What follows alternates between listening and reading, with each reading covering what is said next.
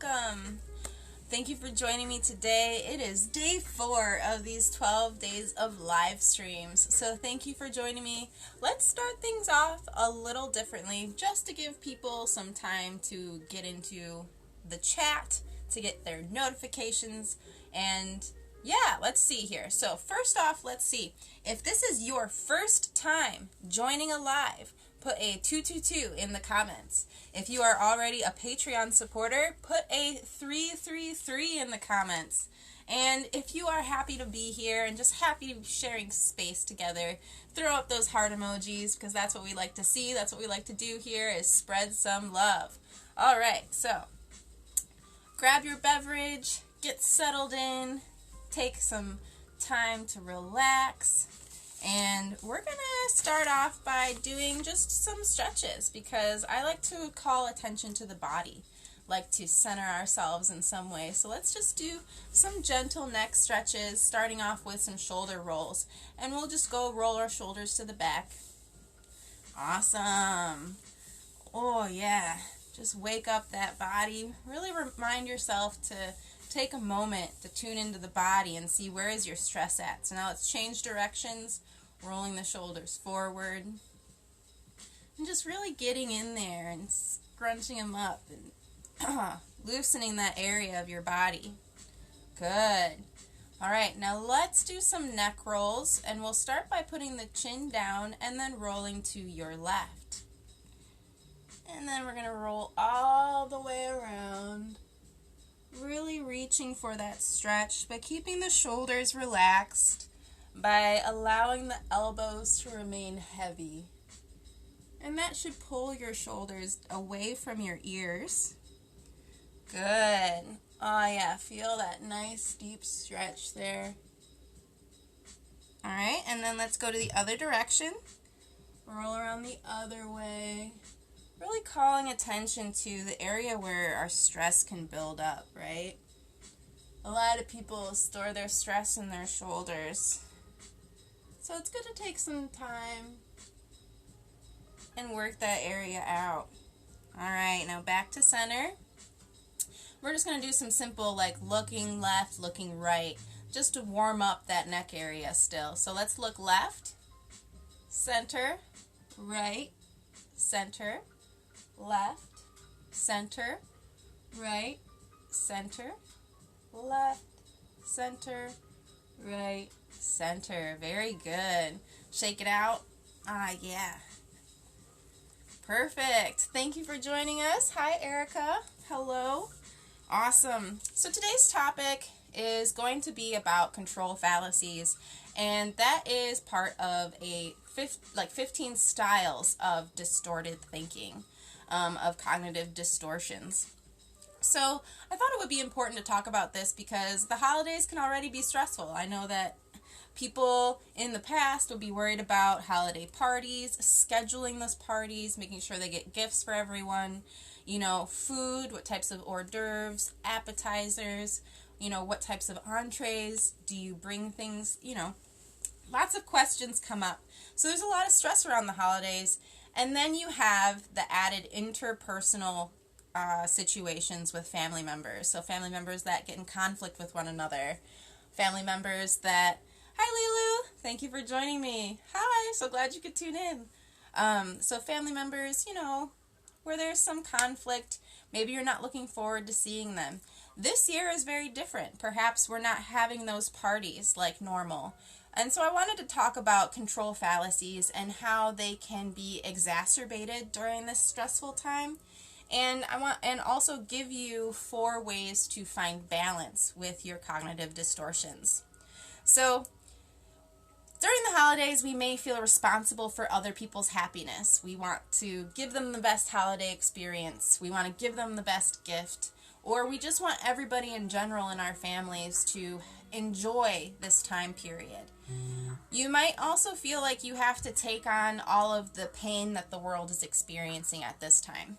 So those are just like 2 examples of distorted thinking. The idea that you're responsible for someone else's happiness, that your actions influence their happiness, and that's true to some degree. However, we have to call attention to the fact that it is that person's responsibility to cultivate happiness within themselves as well. And so then going on to say that perhaps you're trying to take on all the pain of people who, are experiencing hardship right now, and you feel their pain and you kind of feel depressed and you feel probably overwhelmed by that pain. So we're going to talk about 4 ways that you can really find balance. And I see your heart emojis, so thank you for being here. Thank you for spreading love. If it's your first live stream, drop a 222 in the comments. And if you're a Patreon supporter, drop those 333s. All right, so let's first define what a control fallacy is, right? Let's first define that so that you guys have your square one, your basis, your foundation. So let's focus on control fallacies. Are all about power and control, right? It's in their name. So there is the feeling that you're externally being controlled. And when you feel externally controlled, you feel like things are happening to you. You feel kind of helpless. You feel like your life is fated. Like there's nothing that you can meaningfully do. So you feel like a victim. Now this can be maladaptive of sorts. We obviously understand that things happen to us, right? External events beyond our control happen to us. Yes, Erica. Whoop, whoop. Thank you for tuning in. Hey, Shannon. Yes, awesome. So you feel like your identity is that of a victim, right? You might have a victim mentality, like everything's happening to you. Woe is me. Nothing I can do is going to change this. And if you feel like someone in your life or you might have distorted thinking regarding external control fallacies, then there are 3 signs that you can look to help you determine, is this out of balance for me? Should I talk to my friend about this type of thinking? So the first sign is that one might feel stuck, unable to make decisions, right? Because you might be able to say that's not going to work out. You might think very negatively about the decisions, which makes you feel stuck. You might also feel like no matter what you decide will end up negatively for you. It might turn out negatively for you. So, with regards to the coronavirus and holiday parties, some party planners might actually feel very stuck, not knowing what to do and feeling like whatever they come up with is just going to get poo-pooed on and they might as well cancel Christmas. I've seen like this Meyer commercial where there's this little girl that's like slumped on the couch and she's like, everything sucks. But it's not until she feels like she has to get up and cheer up her sister that she actually feels like she can affect change in her life in a meaningful way. So that Meyer commercial is actually pretty deep. But that's number 1. You might feel stuck. You might feel unable to do anything that will have a positive outcome. Second sign that this thinking might be out of balance for you is that you have the lack of belief in your own power. Again, your own ability to act in your life in meaningful ways. That your word has no weight to it, that your actions aren't going to actually affect the world at large. So this is kind of related to the world is against me mentality. So obviously, we can only do so much to affect the world, right? But you still have power. I'm a big believer in the fact that a drop of water can create ripples, and these ripples can turn into waves. I'm a big believer in that philosophy. Also at the same time, I recognize that I'm just one human being on this ginormous planet, in a ginormous galaxy, in an ever-expanding universe. So I do recognize how small my actions are, but knowing that on my scale, those actions are larger. So it's all about perspective, right? So again, thinking about, do you believe in your own sense of power? And is that in balance? Is that thinking in balance? And then a third sign that your external control fallacy might be out of balance is that you're constantly seeing outside circumstances as the reason that you're not succeeding in life, that you're not getting what you want out of life. obviously, so I'll give you an example. I tried to go to California, right? And it didn't work out the first time. Now, if I felt like my external control fallacy was out of balance, I might have given in and been like, I'm never going to go to California. You know, this person's to blame for me going to California. They're the reason why all my money's gone, and now I'm never going to be able to go again. Constantly placing blame outside of yourself and placing blame possibly on situations, on people who ultimately, it's a scapegoat because you don't have control over those people's actions. So for you to be able to say, well, it's their fault that I'm not doing this thing. You have no control over what they're doing and what they're not doing. You only have control over yourself. So it's about finding that balance within your thoughts. So obviously things will happen to us that we cannot control. We cannot control how people are going to behave. We cannot control how they're going to respond to us, whether or not they're going to like us. I like that quote, you can lead a horse to water, but you cannot make them drink, which is a great segue into the internal control fallacy, right? So the external is thinking that things are happening to you that are outside, and you're giving your power away to them. Internal control fallacy is that you see yourself solely responsible for others' pain and others' happiness, as if you're some magical deity that your actions cause people to have bad days or have good days. Now, again, we're going to bring balance to this thinking because obviously you can brighten someone's day by opening the door for them, by smiling. But let's say you're in an abusive relationship. You cannot control how that partner is feeling all the time. It is also that partner's responsibility to tune into their own emotions and heal that within themselves. So let's jump into this internal control fallacy, and then let me know if you have any questions in the comments below. I can totally see them. I see your little heart emojis popping up, so thank you for tuning in. So, an internal control fallacy, again, is when you see yourself solely responsible for someone's pain or for someone's happiness. The pain example, and this can be a trigger warning for some people who may have had trauma in their past. Children of alcoholic families, children of families with substance use disorders. Sometimes children grow up feeling responsible for their parents' pain, feeling responsible for taking care of their parents in some way, when that parent is actually suffering from a use disorder. And they have to figure out how to overcome their own emotional ups and downs and not rely on the child who is also emotionally developing to take care of them, because then that child learns that their parents' emotions are contingent on how the child behaves. So this can become maladaptive as we get older, right? Where we think that if we do a certain thing, this person's going to respond favorably to it. And we try to, especially children that come from traumatic household situations, they try to control their environment. They try to minimize the danger in their environment, thus creating this maladaptive belief that, they spend a lot of energy trying to fulfill others' needs instead of trying to fulfill their own needs, creating that maladaptive belief that they're responsible for everyone else except for themselves.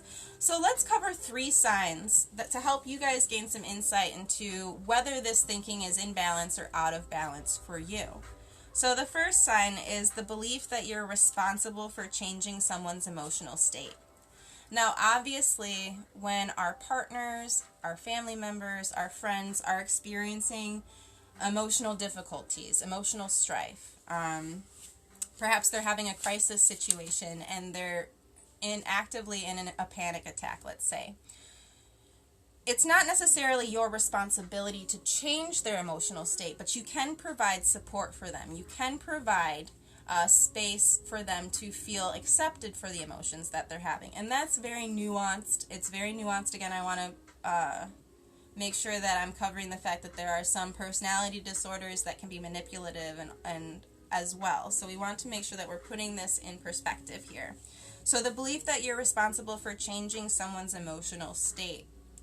When we have to, again, recall that we can hold space for people. We can provide them with advice. We can provide them with compassion, a listening ear, a shoulder to cry on. However, if they're saying you're the reason that I'm feeling this way, it's not necessarily your responsibility for them to change their emotional state. Again, going back to that quote, you can lead a horse to water, but you cannot make it drink. You can, and the reason I'm saying this is because I've been in an abusive relationship in which I tried to, and this is 11 years ago now, but 11 years ago, I tried to make the environment perfect. You know, I'd wear certain clothes, I'd have only a few friends, and then I would try to make everything the way that he want, and he would still come home in a bad mood, right? And that wasn't my fault. His mood is his own responsibility. So again, is this thinking out of balance or in balance? Number 2, do you feel guilty when you're unable to change that person's emotional state? Do you feel upset with yourself when you fail to change that person's emotional state? Or when that person responds unfavorably to the environment that you've created? So again, is this thinking in balance or out of balance? Number 3, you're exhausted from thinking everything is my fault. You're exhausted from the previous mentioned things, where you're constantly trying to please other people. And another thing about that's exhausting is something that will make someone happy in this area might make someone upset in this area. So sometimes one thing that you do will upset somebody and make somebody else happy. So you can't please everyone all the time. So that's another indicator that you can see, okay, my thinking is out of balance here.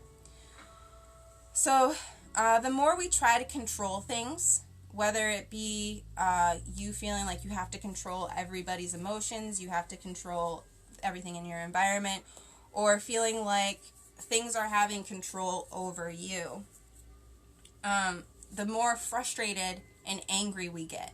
So that's another indicator. Do you feel like your emotions are rising? Do you feel like you're being filled with negativity? Do you feel like you want to fall into bad habits? That's like, notice your triggers, right? So that's one thing that I've noticed, is that if I feel I'm putting too much weight on external control, or I'm putting too much weight on my own internal control, I'll start to get angry, I'll start to get depressed, I'll start to have these negative thought loops that happen, saying like, oh, I'm worthless, oh, I'm not good enough. And so when that happens, I call attention to that. So that's a great segue. Since I covered external control fallacies and internal control fallacies, let's cover how to find balance between the two. Great segue. So using cognitive behavioral therapy, which is kind of what I just mentioned there, when you become aware of your thoughts, you start to think about what you're thinking about.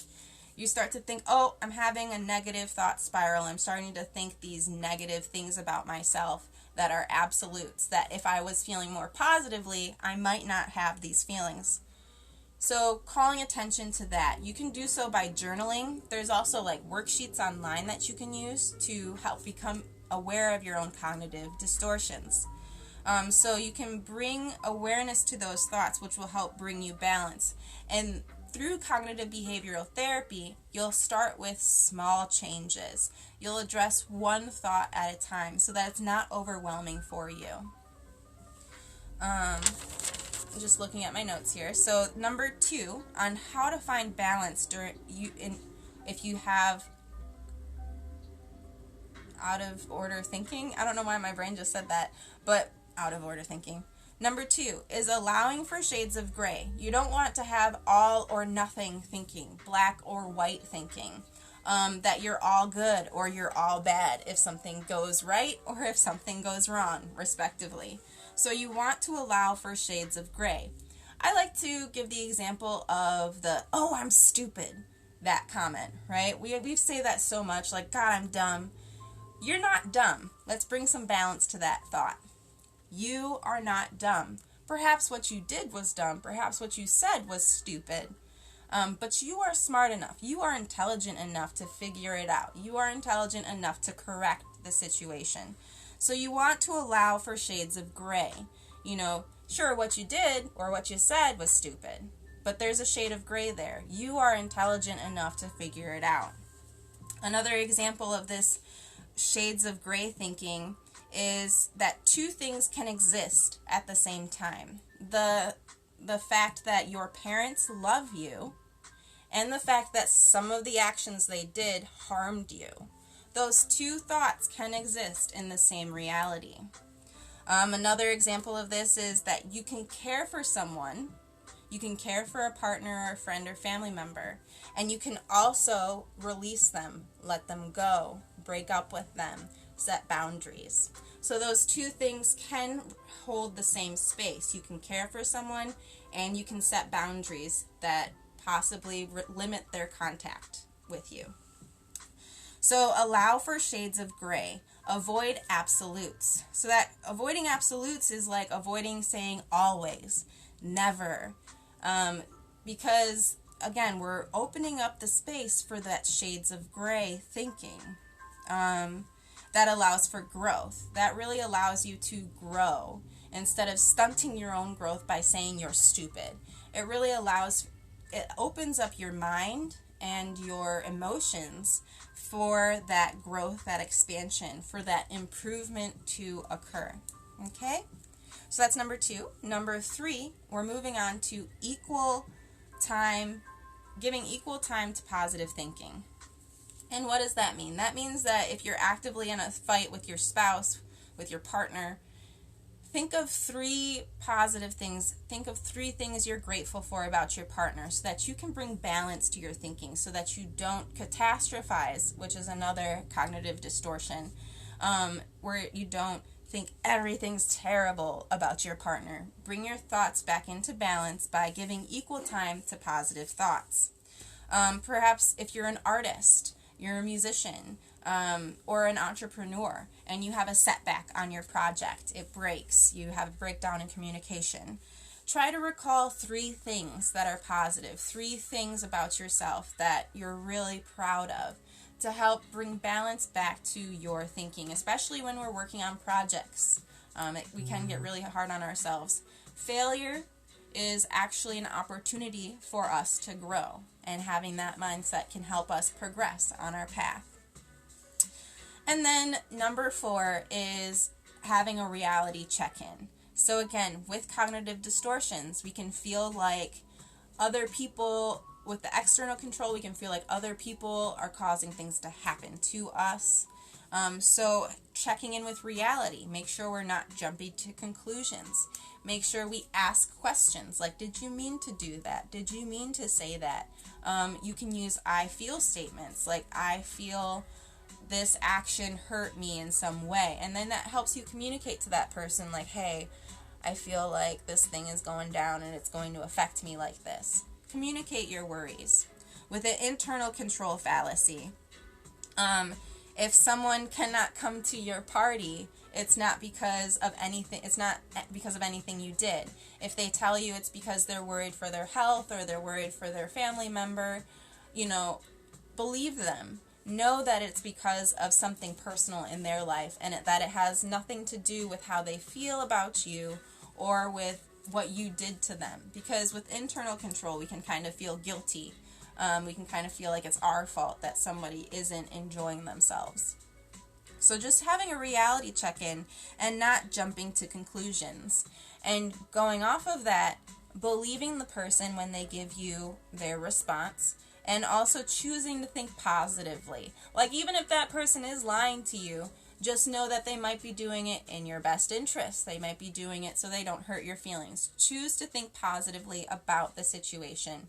If nothing else, this will help reduce your stress, because again, that's what we want to do, is call attention to our cognitive distortions, because if we let them get away from us, they can lead to maladaptive behaviors that can cause us to stress out. So, thank you so much for your comments. Oh my goodness, let me catch up on them. Let me grab my water. So, I know there's a little bit of a delay in the live stream between when you hear me and when you post your comments. So I'm going to grab my water and let everything catch up.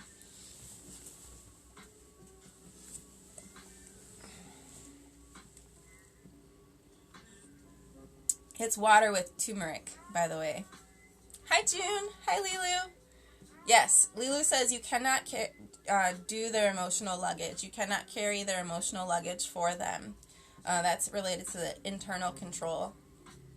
You can't do their emotional labor for them either. Yes, exactly. Boundaries are very important. One thing that I did, it's probably become way more popular now, but people who will get upset with you for having boundaries are people that would have taken advantage of you if you didn't have them. So the only people that will get irate, who might try to manipulate you into releasing that boundary or push you into releasing that boundary, are people that would have taken advantage of you if you didn't have it at all. So it's good to have your boundaries, to enforce them. Boundaries are just all about communicating to other people how you wish to be treated. So let's take a look here. Hi, Darcy. Hi, Crystal. Oh, my pleasure. I hope you tune in later, Crystal, and watch the rest of this live stream. All right. Hi, Bridget. Thanks for tuning in. Yeah, so talking about control fallacies, thinking we have to bring balance to our thinking, and especially during this holiday season, especially with COVID-19, causing a little bit more stress, sprinkling a little more stress on top of our holiday pie. Just know that we are not victims of our circumstances. So we are creative, intelligent beings. Christmas isn't canceled. The holidays aren't canceled. Okay, we are creative, intelligent beings. We have the ability to come up with new, fun, interesting ways to enjoy the holidays, to enjoy each other's company. This live stream is one example of that, of me coming up with a new way to hang out with all my high vibe buddies out here. So, we're capable of inventing new ways to interact with each other during the holidays. And, addressing that internal control as well. Like, you cannot make everyone happy, at this time. There are going to be people who are going to use this situation as a soapbox or as an outlet for their own emotions and their own feelings about life. So people will still be upset and they'll want to express those feelings, and just know that you're not responsible for changing how they feel.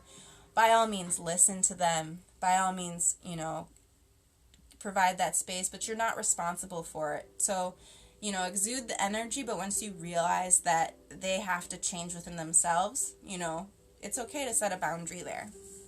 All right? Hi, Brendan. Thanks for tuning in. I'm just drinking turmeric with my water because it has great benefits for reducing inflammation in the body. So I hope that was helpful for you in finding balance within your own thoughts, right? We all struggle to some degree with power and control.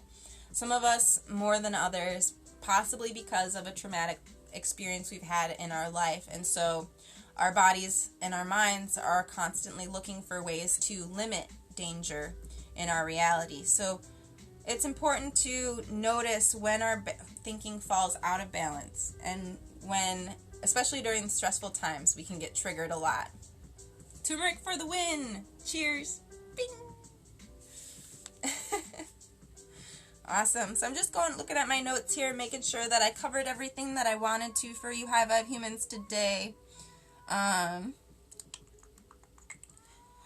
Went over the comments. Oh, that's right. If this is your first live stream, drop a 222 in the comments. If you are a Patreon supporter, drop a 333, because shout out to those high vibe homies.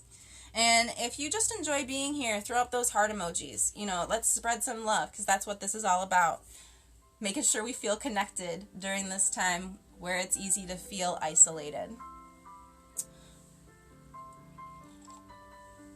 Alright, and I'll give you guys a second to post any questions you have about internal control fallacies or external control fallacies. I think I'm going to continue with this series talking about the 15 styles of cognitive distortions so that we can gain more understanding. What up, Shannon? Yeah, thanks for being a supporter. Hey, Abby, good to meet you. We'll connect later.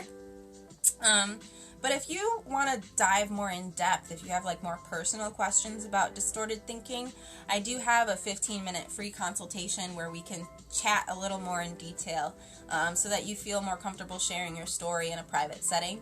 And then from there, if you want to, we can continue on with some of my other services. I do meditations, card readings, as well as holistic mental health consultations. So those are just some of the services where we can dive deeper into the content. But let's see if you guys have any questions. Well, Crystal, I'm so glad that this is helping you a lot. I'm really happy about that. Thanks for tuning in. It's a two-way street. The teacher is the student and the student is the teacher.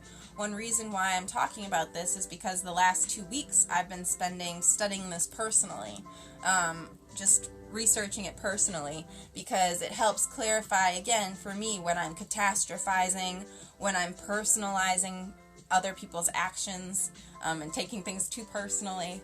I use it to call awareness to my own thinking, and then I was like, well, why don't I share this with my high vibe human community for the holidays?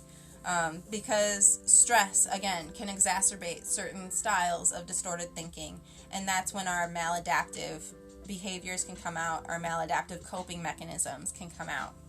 So, just sharing the knowledge, passing it on. So what does turmeric in the water do for you? Turmeric in the water adds, a little bit of flavor. I do like Indian flavors, but the most benefit is that it's a quick way for me to get an anti-inflammatory into my system. If I eat dairy or cheese, it inflames my body. I'll get pimples, I'll get stuffy, my face will get puffy, and I'll get ear infections. And so I did eat cheese recently.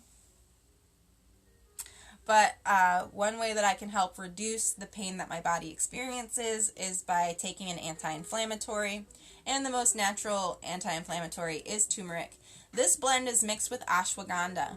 And ashwagandha is a herb that helps calm your nervous system. It helps calm the stress response down. So if you have a spike in adrenaline or a spike in your cortisol levels, taking ashwagandha can help naturally calm that system down, calm your hormones down. Great question. Thanks for asking. This particular turmeric blend that I'm using is by Gaia, and it's called Golden Milk. I posted a picture of it on my Instagram if you're interested in seeing what it looks like. I like to mix it with my coffee, again, because coffee spikes your stress response, right? It spikes those cortisol levels. But with the ashwagandha, I feel like it mellows me out. Really, I should just stop drinking coffee, but it's also the taste, right? You get that homey vibe from coffee, like, coffee. So, I have yet to wean myself off of coffee. It's a love-hate. It's a give and take. It's a I take a break and come back to you kind of relationship. Lilu says, I love cooking with it, which is why I was asking. I'll have to try that because of my intolerance to cow dairy products. Yeah. I find that it helps me. Remember, every body is different, so it just depends on how your body responds to things. Shannon says, I had a bad swelling cyst and covered it in turmeric and coconut oil overnight, and it helped release it. Oh my gosh, that's happy news. Yes. Oh my gosh. Turmeric and coconut oil broke up your cyst. Everybody, we're partying. We're having a broken cyst party. That's great news. See, there are natural ingredients, natural things we can use to help support healing in our bodies. I think I made a post about that on my Instagram as well, talking about the affirmation, I trust in my body's ability to heal, my own ability to heal at this time, because our bodies are great at healing. They can do it 100% of the time. But if the environment isn't conducive to that, if we don't give our body the right tools to do that, it won't heal properly. So it's important to support yourself with herbs, with food, with exercise or rest, depending on the situation. Because I know for the longest time people say, to help relieve your period symptoms, you should exercise. 9 times out of 10, I do not want to exercise to relieve my period symptoms.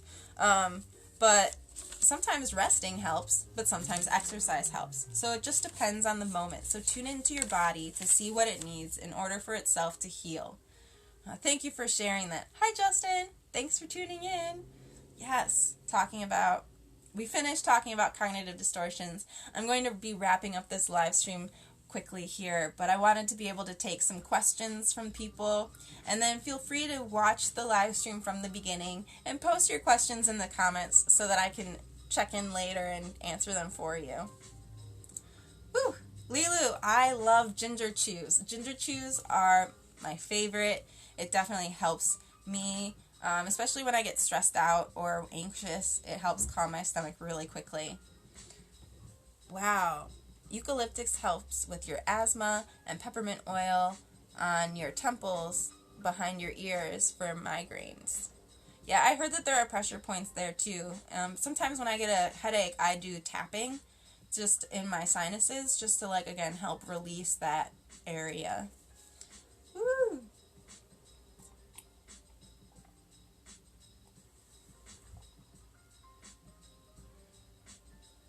The one downside to putting turmeric in your coffee is if you accidentally spill it, you get little yellow stains on your pants.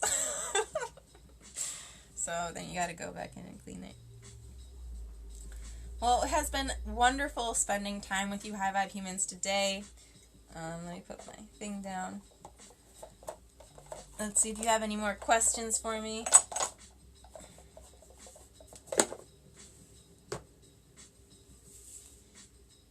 Alright, I'll have to check back in the comments. I know that there's a little bit of a delay, but I will have to check back in the comments. Throw up those heart emojis. Erica's already got it. Throwing up those heart emojis. Thank you for spending time with me today, for showing love, for spreading love, for being that leader in your community. I look forward to seeing you tomorrow at noon. We're going to dive a little bit deeper into these cognitive distortions and how they might apply to your holiday experience. Alright? Woo! Okay. Sending you all my love. Until next time, High Vibe humans, stay healthy, stay light, and don't give up the fight. Breezy,